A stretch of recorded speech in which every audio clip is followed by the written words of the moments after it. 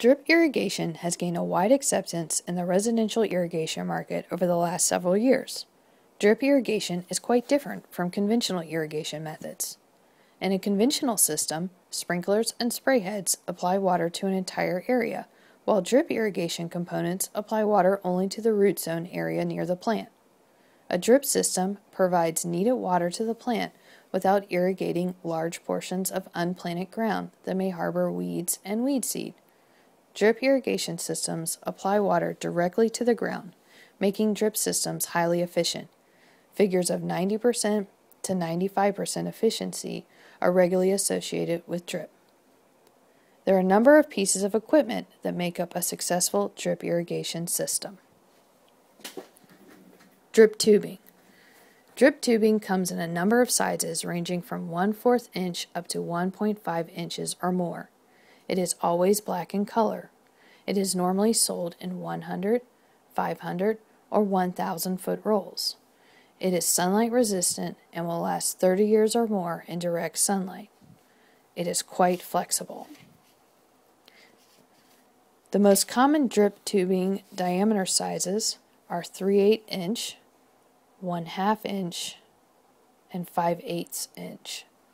These sizes are large enough to provide adequate flow for an entire foundation planting of a normal house, yet small enough to be inconspicuous in the landscape. Each tubing size requires a specific size fitting. Fittings are available in T's, elbows, and adapters to male garden hose thread and female garden hose thread, as well as a few others. The fittings attach to the drip tubing using a compression-type connection which does not require tools, thread sealants, or glue.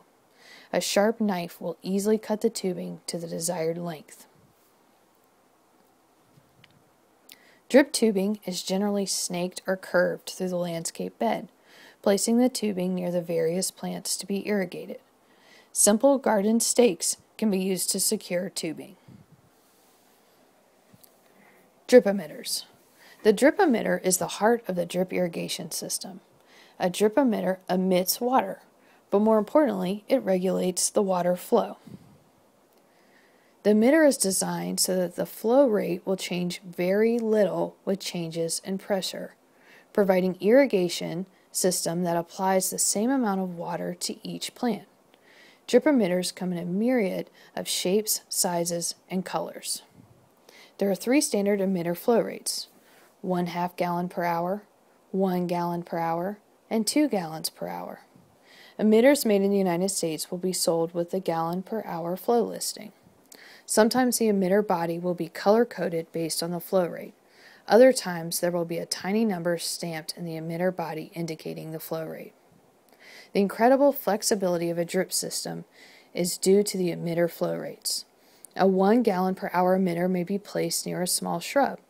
A pair of 2 gallon per hour emitters may be placed around a small tree, and a 1/2 gallon per hour emitter near a small flower, all on the same section of drip tubing.